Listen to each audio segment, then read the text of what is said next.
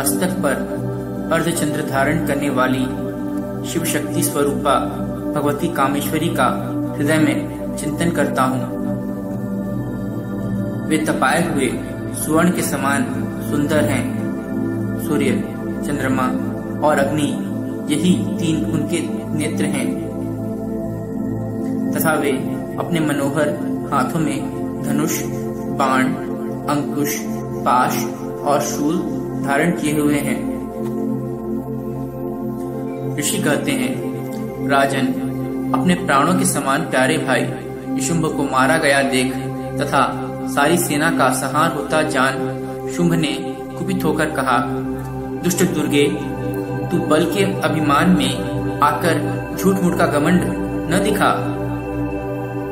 तू बड़ी माननी बनी हुई है, किंतु दूसरी स्त्रियों के बल का सहारा लेकर लड़ती है। देवी बोली, ओ दुष्ट, मैं अकेली ही हूँ। इस संसार में मेरे सिवा दूसरी कौन है? देख, ये मेरी ही विभूतियां हैं, अतः मुझमें ही प्रवेश कर रही हैं। तदंतर ब्रह्माणी आदि समस्त देवियां अंबिका देवी के शरीर में लीन हो गईं। उस समय केवल अंबिका देवी ही रह गईं। देवी बोली, मैं अपनी ऐश्वर्य शक्ति से अनेक रूपों में यहाँ उपस्थित हुई थी। उन सब रूपों को मैंने समेट लिया। अब अकेली ही युद्ध में खड़ी हूँ, तुम भी स्थिर हो जाओ। ऋषि कहते हैं, तदंतर देवी और शुंभ दोनों में सब देवताओं तथा दानवों के देखते देखते भयंकर युद्ध छिड़ गया। बाणों की वर्षा तथा तीखे शस्त्रों एवं दारुण अस्त्रों के प्रहार के कारण उन दोनों का युद्ध सब लोगों के लिए बड़ा भयानक प्रतीत हुआ। उस समय अंबिका देवी ने जो सैकड़ों दिव्य अस्त्र छोड़े, उन्हें दैत्यराज शुंभ ने उनके निवारक अस्त्रों द्वारा काट डाला। इसी प्रकार शुंभ ने भी जो दिव्य अस्त्र चलाए, उन्हें परमेश्वरी ने भयंकर हुंकार शब्द के उच्चारण आदि द्वारा खिलवाड़ में ही नष्ट कर डाला। तब उस असुर ने सैकड़ों बाणों से देवी को आच्छादित कर दिया। यह देख क्रोध में भरी हुई उन देवी ने भी बाण मारकर उसका धनुष काट डाला।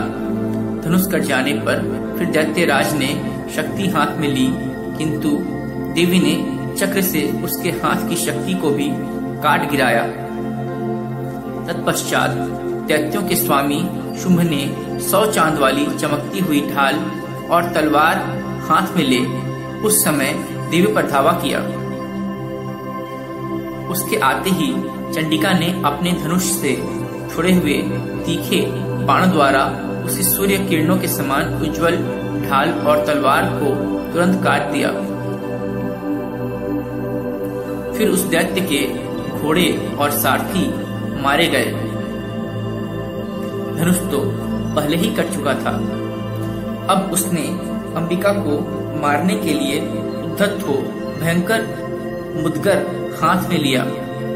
उसे आते देख देवी ने अपने तीक्ष्ण बाणों से मारकर उसका मुदगर भी काट डाला। इस पर भी वह असुर मुक्का तान कर बड़े वेग से देवी की ओर झपटा। उधर दैत्यराज ने देवी की छाती में मुक्का मारा। तब उन देवी ने भी उसकी छाती में एक चांटा जड़ दिया। देवी का थप्पड़ खाकर दैत्यराज शुंभ पृथ्वी पर गिर पड़ा, किंतु पुनः सहसा पूर्ववत उठकर खड़ा हो गया। फिर वह उछला और देवी को ऊपर ले जाकर आकाश में खड़ा हो गया। तब चंडिका आकाश में भी बिना किसी आधार के ही शुंभ के साथ युद्ध करने लगी। उस समय दैत्य और चंडिका आकाश में एक दूसरे से लड़ने लगे। उनका वह युद्ध पहले सिद्ध और मुनियों को विस्मय में डालने वाला हुआ। फिर अंबिका ने शुंभ के साथ बहुत देर तक युद्ध करने के पश्चात उसे उठाकर घुमाया और पृथ्वी पर पटक दिया।